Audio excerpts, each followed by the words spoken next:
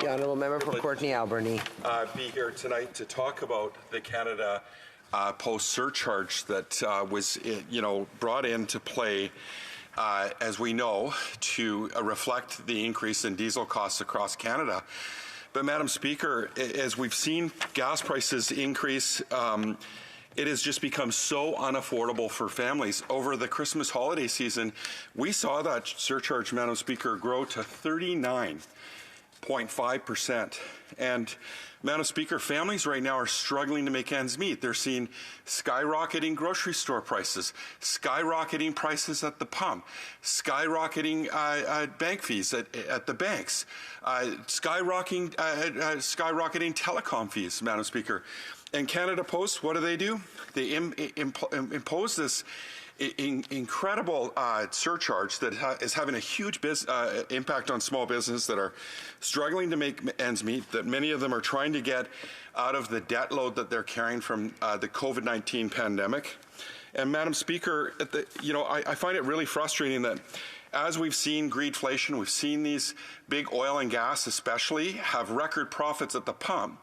Here we've got consumers that are getting dinged by a Crown corporation at a 39.5% surcharge. At the same time, the same companies that are charging these astronomical fees for oil and gas are having record profits. There's a huge disconnect by the government. We know that governments around the world have charged an excess profit tax. They've returned it back to their citizens. Even in Britain, the Conservatives, get this, Madam Speaker, are imposing an excess profit tax on the big oil and gas. So we know how important it is that governments intervene when we see big oil and gas taking advantage of consumers, but also to ensure that money is going back to support citizens and Crown corporations like Canada Post.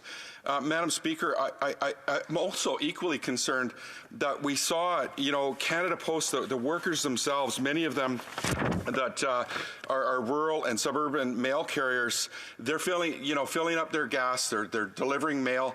They get a certain amount of money, Madam Speaker, to be able to buy that gas, and it's set. And they didn't get an increase, Madam Speaker, despite the fact that we saw this surcharge escalate to 39.5%. So it's like Canada Post will impose this surcharge based on what the diesel prices are of the day, but then they don't apply that same principle to the very important postal workers that we rely on to transport our mail in incredibly difficult conditions, Madam Speaker. We also see Canada Post failing to exercise and implement important asks of Canadians to bring in postal banking to create more profits within the corporation. And, Madam Speaker, imagine this surcharge if you live in Nunavut or if you live in somewhere in the northern communities where you're already paying an astronomical amount of money for medicine, for groceries, some of them that you're counting on Canada Post to deliver, or small businesses in rural Canada. This is just completely unaffordable, and it's unacceptable, Madam Speaker.